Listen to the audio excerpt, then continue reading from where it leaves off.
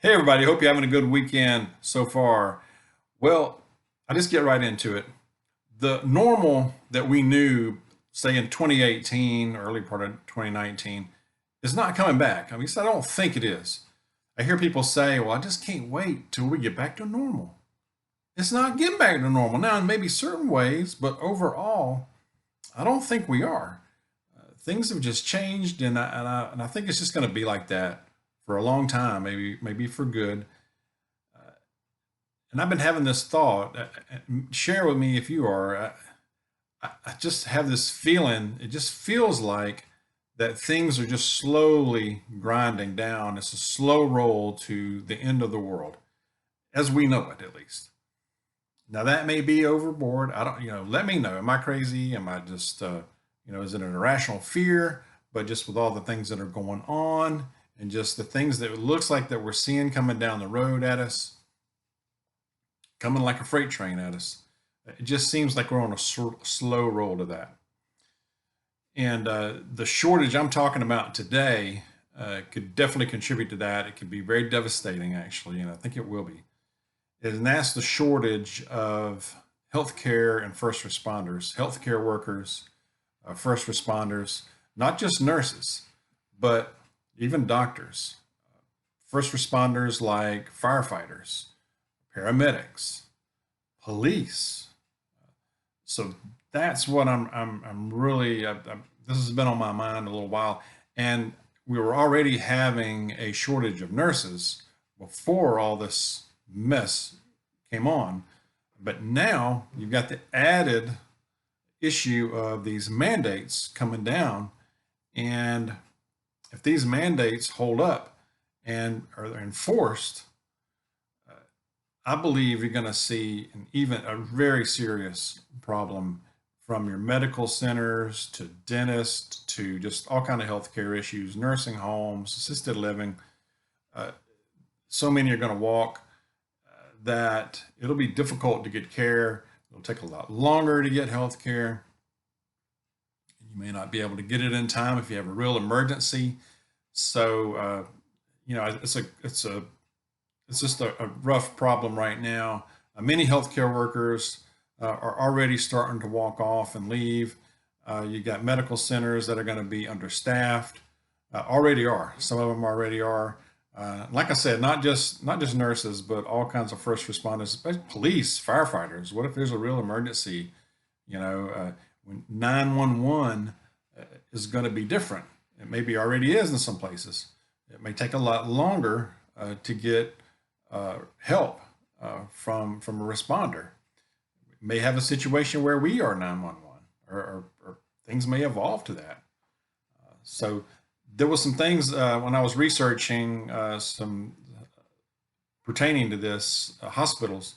The hospital in upstate New York that's having to temporarily halt all baby deliveries after September 24th. Nurses are already walking off the job, and they're real concerned about shortages there.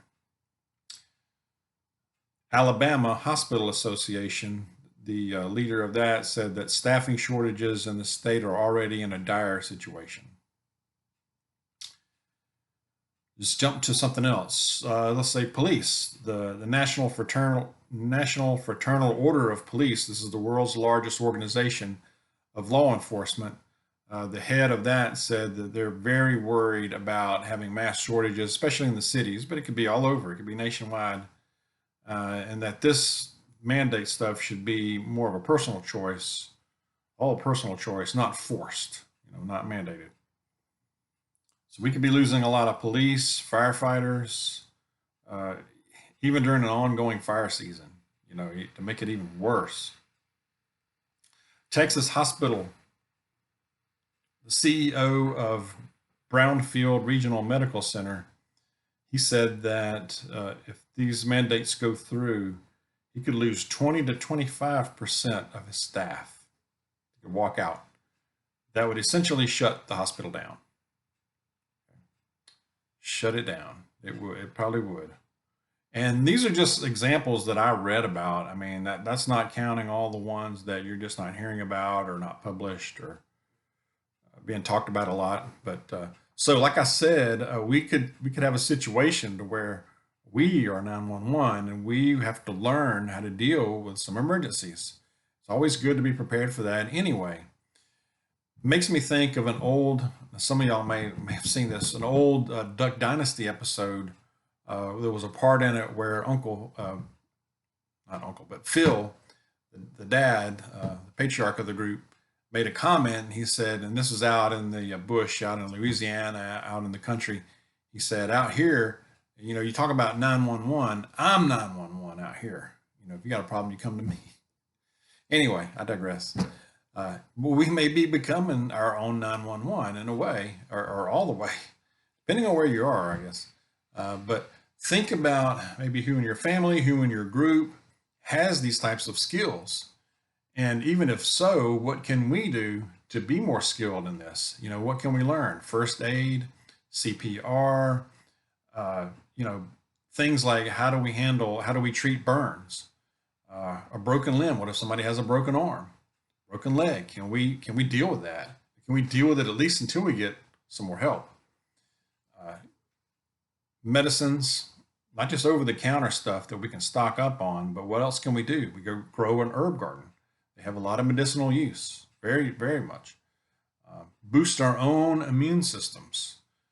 Live as healthy and eat as healthy as we can. Grow our own food as much as possible. Try to just be in shape as much as we can, much as we're able to. Let's boost our self-defense skills. Even just basic self-defense course. Your self-defense tools. Even around your home. What can you install? What can you place as layered in as far as self-defense? Consider a security system. I know if the power goes down, that may not be an issue, but while the power's still on, that's something to consider if you don't already have one. You have dogs, even any dog might help. And fencing can be a deterrent. What about a fire extinguisher? Do you have a fire extinguisher at home? I know we don't here. It's probably something we should have, but something to think about. It could really make a difference. So share your thoughts on that. What are you doing? Are you preparing for something like that? You probably are, but share what you're doing or any ideas you have. I probably left out a lot. But prep of the day, before I forget, everybody's been talking about, and I've seen this in the stores too, it's hard to find Gatorade. Even in the powdered form of Gatorade, that's getting scarce now too. But everybody's talking about Gatorade, a good alternative, and even Powerade is hard to find that. A good alternative, and I've mentioned it before in the comments on some videos, but Body Armor, still seeing this stocked very well. They make it in different flavors. This one is orange clementine, very good taste actually. But they can make some other flavors too. But they're decent, pretty decent priced. But they taste good. It's packed with a lot of good vitamins, magnesium, and zinc. But a lot of good stuff. No caffeine. It's gluten free.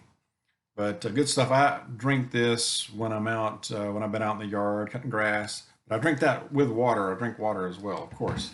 This is good to layer in. All right. Prep of the day. But anyway, other things, of course, keep praying, more than ever. Let's keep praying more than ever right now. If we're entering the end of days, boy, there's no time better than now. To get even closer to the Lord our God. He's always there, of course. Jesus said, do not worry. Do not be anxious. I know that's easier said than done, but we just need to keep remembering that and keep praying it as well. Trust in him, and he will never forsake us. Anyway, with that, I'm going to say God bless you. Have a good rest of the weekend. I'll see you soon.